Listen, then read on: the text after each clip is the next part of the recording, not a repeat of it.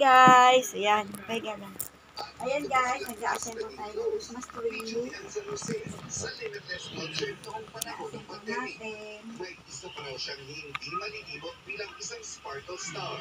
Siyempre yung unang pumapasok sa akin, yung very first interview natin dalawa, pagbalik ko din sa Kapuso Network.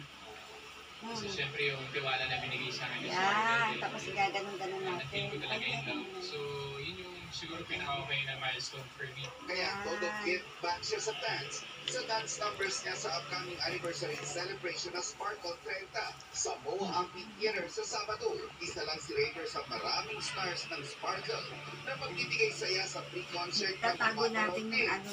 sa streaming platform ng TikTok Live Yan na guys, official ito. Sparkle GMA Artist Center account. Masaya rin nagkwento si Raver sa kanyang experience bilang star sa top-rating primetime comedy action series na Sanggang Dikit MR. General, dalawa lang ko kami. Pero ako yung pinili ka dito. Patuloy din ang kanilang love triangle nina Jenilyn Mercado at Dennis Trillo. Yan guys, Merry Christmas. Kasi para isang pamilya sila. Assemble natin At yung first kasi, Christmas tree. may pinakita akong masama pa ako. Pero fresh ko lang, but in the end, good guy na. Nelson Canlas updated sa showbiz happenings. Susunod!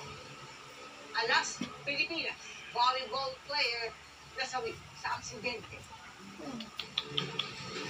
Congressman Kiko Barzaga inireklamo ng PNP CIDG ng inciting to sedition.